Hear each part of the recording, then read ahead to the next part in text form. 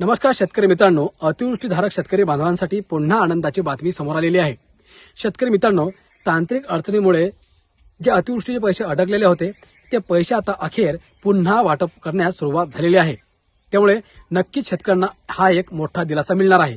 मित्रांनो, आता हे अतिवृष्टीचे पैसे कोणकोणत्या शेतकऱ्यांना मिळणार आहेत, कोणकोणते कोणकोणते जिल्हे पात्र आहेत, कोणकोणत्या शेतकऱ्यांच्या खात्यामध्ये पैसे जमा केले जाणार आहेत, किती रक्कम जमा केली जाणार आहे आणि हे पैसे मिळवण्यासाठी तुम्हाला काय प्रोसेस करावी लागणार आहे, सरकारच्या याच्यामध्ये नवीन काय अट आहे, संपूर्ण माहिती या व्हिडिओच्या माध्यमातून समजून घेणार आहोत। त्यामुळे तुम्ही हा व्हिडिओ शेवटपर्यंत बघा आणि आपल्या माझी माहिती या YouTube चॅनलला तुम्ही अजूनही सबस्क्राइब केलं नसेल तर लवकरात लवकर सबस्क्राइब करून घ्या, कारण शेतीविषयक प्रत्येक महत्त्वपूर्ण सरकारी योजनांबद्दलची प्रत्येक महत्त्वपूर्ण माहिती आणि विश्वसनीय माहिती आपण सर्वात आधी आपल्या या YouTube चॅनलवरती घेऊन येत असतो। तर चला जास्त वेळ न घेता आजच्या या व्हिडिओला आपण सुरुवात करूया।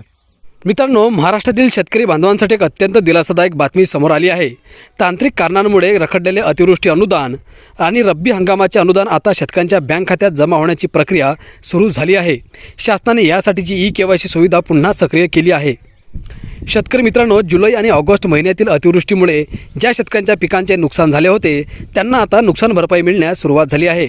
गेल्या आठवड्यापासून अनेक शेतकऱ्यांच्या खात्यात रब्बी अनुदानाची रक्कम जमा झाली असून ज्यांची ई-केवायसी पूर्ण आहे त्यांच्या खात्यात अतिवृष्टीची रक्कमही लवकरच जमा होणार आहे।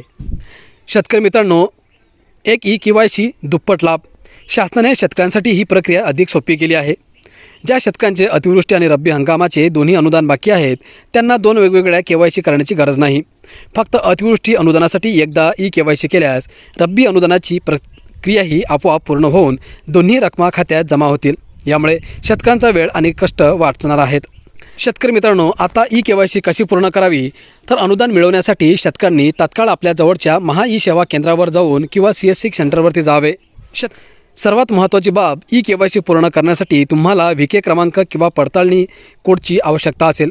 हा क्रमांक तुम्ही तुमच्या क्षेत्रातील तलाठी किंवा CSC केंद्राच्या संचालकाकडून मिळवू शकता। या क्रमांकाशिवाय केवायसी प्रक्रिया पूर्ण होऊ शकणार नाही।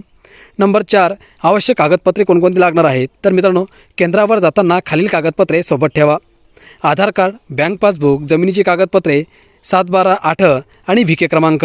हे कागदपत्र तुम्हाला सोबत लावावे लागतील।